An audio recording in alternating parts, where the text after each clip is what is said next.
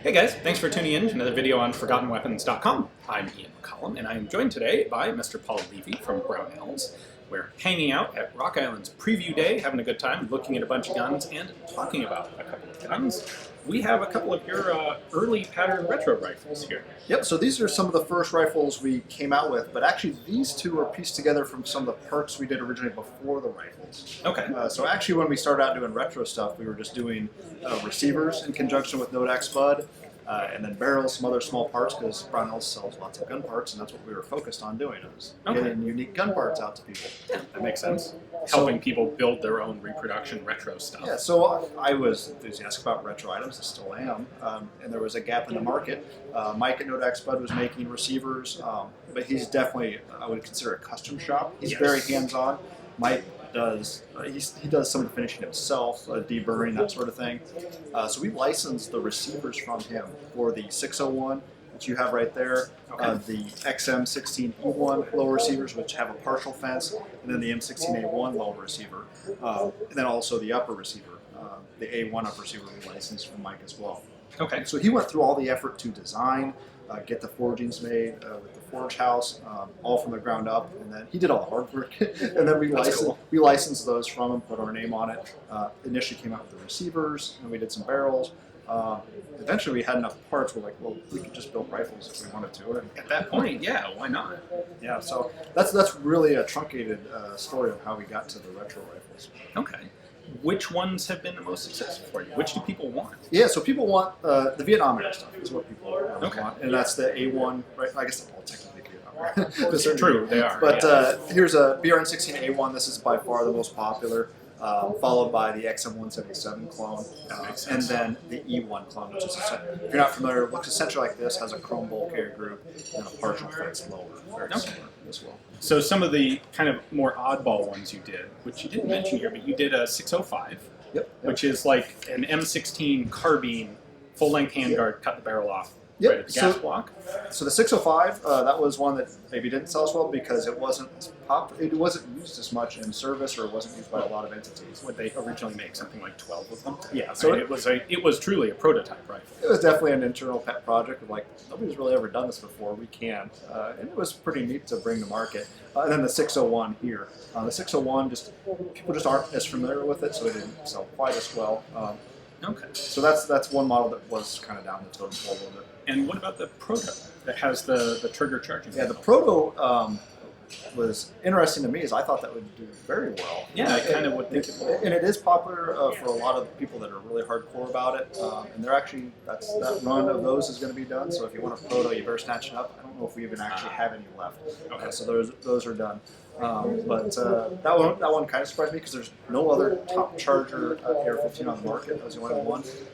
So that was interesting. But the core ones that we're going to retain for production, the BRN16A1, the E1, and then the XM-177 clone will be continued. Is the 177 available yet, or is that still a project in the works for you? It's been out. It's just been hard to keep in stock. Okay. So I'll touch on that too. So you're seeing this in October of 2020, and right now a lot of stuff is backed up to the raw material. So getting the forgings from the forge house is proving difficult because we order a few thousand of these where they're cranking out tens of thousands of M4 type or A2 low receivers to meet current demand. So kind of get low in the pecking order there. But there's obviously other variables. A lot of these components are custom or have a unique sourcing, so that adds to some delays, especially in a market like this. Okay, well, that makes sense. Having gone through this development on like 5 different patterns, are you guys still looking at others? Like if someone came to you with another one that was on the order of a prototype or a 605, like we know this isn't going to be super popular. Yeah. Is there a threshold for like, well, if we think we can sell 1,000, we'd be willing to tool up? Yeah, probably. Yeah, there's a certain threshold there, and maybe if there's a certain demand, we even bring some back. That's not out of the realm of possibility. But the AR line, like we know what's been brought to market or what's been out there. Frankly, I'd say the most likely. I mean, we don't have anything in the works, so don't get excited. But A2 seem to be our most common request. Those are kind of retro now to a lot of people, and that is probably our #1 request. But they're so awful. Yeah, but yeah, there's a lot of awful guns out there. But people have an affinity for it. That's one reason why this model is so popular. Yeah, that's interesting. I see that obviously you're going to get a lot of demand from the collector market where you can go get an original U.S. World War II service rifle. You can't really go get an original U.S. World War II a Vietnam service rifle because they're machine guns. And okay, yeah, if you want to drop 35 grand on an M16A1, cool, and that's awesome. But most people can't do that, and so a rifle like this that does a really good job of replicating what it looks like in handles, clearly that's been a bigger part of your market than people who look at, say, the 605 or the trigger the prototype. And those, we're really happy we made those. Those were really quite exciting to do. Another area is a lot of them, we're getting into the 90s, frankly, with some of the stuff. People are asking for like those carbines, do the gun in Black Hawk Down or stuff like that. Those are potentially down the road, or utilize like a C7 upper with like an A1 profile barrels, or the shorter barrels, stuff like that. So that's probably where the future of this goes. It's just going down the timeline, really. Okay. It's got to be easier to do reproductions of those, especially as they get more modern, because a lot of those parts are available. You don't have to go like rebuild blueprints for an entire new operating system. It's just a few specific components. Exactly, and that's why these were quite a bit easier, frankly, than the BRN-10, because a lot of these, the system's proven. We could go to a vendor that we knew and did quality barrels. Ballistic Advantage actually makes the barrels for the AR-15s. Okay. They chrome line them, they phosphate them, they're 1 in 12 twist. We knew all the specs. We had prints for the barrels. We didn't have a print for the 308 that we could reference and get the profile exact, whereas these are. So a lot of things like that make these relatively straightforward to produce anyways. The most difficult thing, frankly, was the furniture. And just because we had to go scan that. There wasn't, I don't believe that was a print to reference, scan it, get all the dimensions right. The material, couldn't reference that original material, so I had to come up with a new polymer to utilize for that. And then the heat shields, you have to create stampings for those, which aren't cheap anymore. It's not like the 1950s where everything's stamped and you can just crank out. So doing a relatively small number of handguards with stampings it's kind of a hurdle to get over, but frankly, we got there. We're pretty happy with it. It's funny, if I at least reference from the emails that I get, a lot of people think that the technical drawings, or as people typically say, the blueprints, for everything are just floating around out there and accessible. But no, even a gun that's in, like, what would it take to get the technical data package for M16A1? Yeah, I know some things are floating out there. You can find them. Some have leaked. Yeah, but I don't know.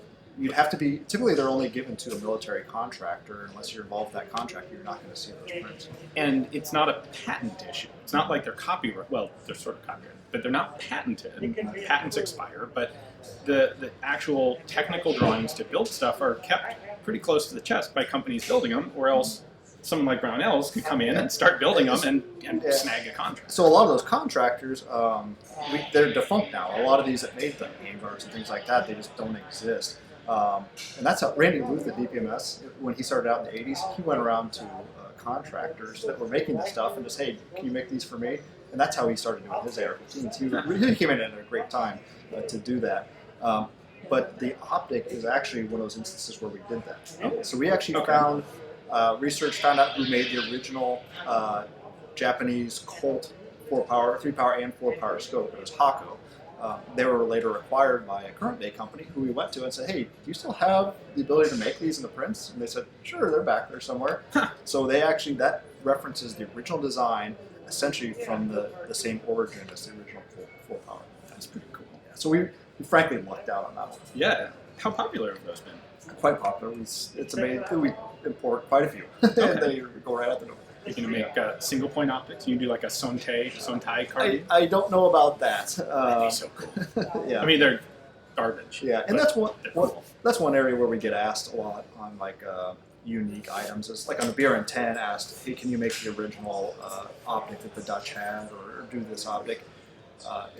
If the item's not known enough, or if there's not a market, we do the market research, and if it's not there, it's tough to bring to market and expect that item to succeed. So, unfortunately, I would love to make a lot of these things, but sorry, it's just we run a business. Right. It is all economics, and there has to be the right balance of enough people willing to pay the price at a price that allows it to be done and done at a profit, or else it doesn't happen. And so when we have the next batch here, one difference you're going to see on these. So these are really early versions. These have black anodizing. We didn't even mess with trying to match the gray on these first receivers, which we were selling parts. We figured out a guy that's building a gun, he can Cerakote or do whatever he wants with it. So we tried to, on our production retro AR-15s, is to match the original gray anodizing. Cool. And that's got to be easy. It's just like different color. It's it turned out to be quite difficult and a source of a lot of problems and blems. We sold a lot of blems on our site, so some of you probably picked up the blemished lower receivers and upper receivers. But black hides imperfections quite well in the forging. So if there's like swirls or if it's really like that, it just hides everything. Gray highlights them. So that was one big area. It scuffs and that sort of thing, a little bit easier than the black. And just dialing that in. It took us going to a few different vendors actually to get that right with anodizing. So the last batch was pretty good. The ones that actually went on guns was pretty good. We did run into stuff like where they kind of even turn purple, which I've seen on military issue guns too. But on our next batch of guns, we're going to Cerakote them gray, just because then that guarantees that they're going to be that gray. People would hang us if we came out with black retro guns. So we feel that gray Cerakote is the next best thing to one, get that color and meet customer expectations, because just the blem rate's just too high. Okay, that makes sense. Sadly, yeah. But it's every little process is just because it's a simpler end product, sort of end feature, doesn't necessarily mean that the technical process to do it is easier. Yeah, and one other thing with the gray too, it's much more difficult to get the hardness because anodizing is oxidizing that surface layer of the aluminum, and the gray doesn't lend itself to provide the protection as much as the black does. So that's one other thing that we did have a good end result, like I said on that last batch, but this method will prove a little bit more robust. Yeah. You just had enough. Like, nope, can't deal with this again. Well, just the scrap rates when you just see it piling up there, it's frustrating. But we want cheap blems that are actually good guns. Yeah, and that's one thing too is we have to bring it out at a price that somebody's going to expect. A guy, working a regular job can go out and buy the rifle. Maybe he carried in Vietnam or his dad did. So that's that was a big hurdle. We wanted to hit that 1,200-ish price point, and that's decisions have to be made on that right to bring it to market. We could have brought out $2,000-$3,000 retro rifles and had them pristine in every detail. Like the 601, we didn't have the correct bolt catch, or the selector didn't have a hole in it. Those are kind of the few of the sacrifices we made to bring out, instead of having a plethora of unique parts per rifle and just driving the costs up. That's where we made a few compromises. Right. And I know people are already thinking it, but what you really can't do is offer both.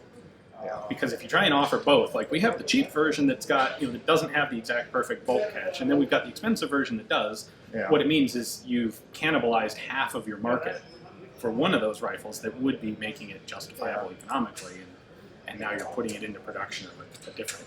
And there has been a constant improvement on them in various areas. I believe our first ones didn't have an ejection port cover that was an A1 or the proper older style. The A2 has a larger bump here, so it stays, so it doesn't basically bash into your roller when you hinge it open. So a few things like that. But we're pretty happy with the current generation, and I'm really excited about the next batch we're going to get in. There's a lot of good details on this. Like you've got the flat slip rings, not angled. Obviously, on the early ones, you've got the triangle charging handle on there. The no fence lower, of course. But there's a lot of little details that are. And we work with good vendors. So Mike at Nodak had done these charging handles before. So hey, Mike, can we buy those? The magazine, we asked him to do runs of those. The Waffle magazine. So that's cool. That's not something cheap to tool up and do. And Mike did that on his own. So that's one thing that people don't kind of think about. Just the stamping dies, the dies for the molds for the furniture, that type of thing. Just getting a batch of barrels done, and just the lead time it takes for all the steps for machining, plus our chrome lines. So they have to go off to somebody else, and they got to get a mag phosphate. Then you got to get them prior. You probably have to have them inspected, all that good stuff. So there's all those various steps. Not to mention they're all test fired. So there's a lot of things to account for. When we started out, it was like, hey, let's build rifles, and then you get into it, it's like, whoa, there's a lot of things you got to do right here to make people happy. And that's for a rifle that's already well proven. Yeah, the whole operating system is good to go. Yeah.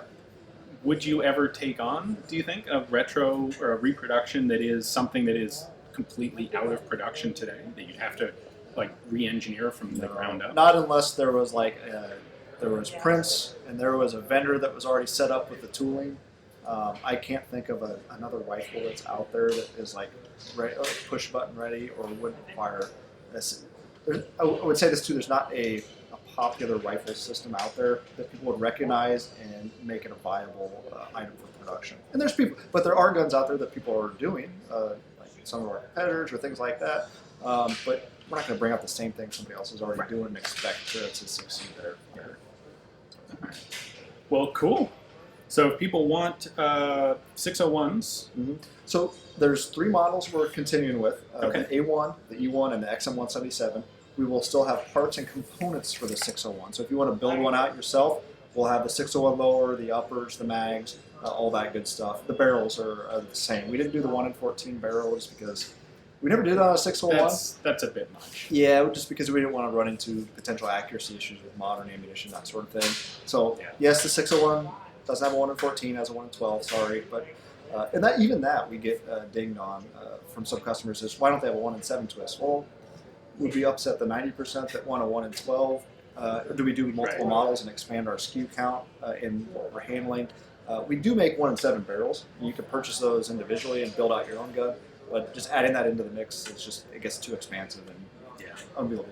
Yeah, there's always compromises. Yeah. So, all right, so these parts will be available, and same with the Protos and the 605s. Yes, yep. So you can buy all those subcomponents today on the site and build out right. Well, it's October 2020, so there are items that are tough to get right now. So moving forward, that's our plan. All right. Well, awesome. Thanks for stopping by and taking some time to chat. Thanks, dude. Hopefully you guys enjoyed the video. Thanks for watching.